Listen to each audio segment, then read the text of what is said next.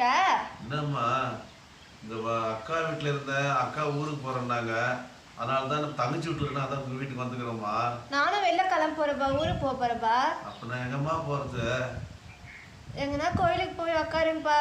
கோயிலுக்கு போகலாம்ப்பா. ஏம்மா அங்கே போனால் ஒரே தொல்லையாக இருக்குதும்மா. நைட்டில் தங்க முடியாது.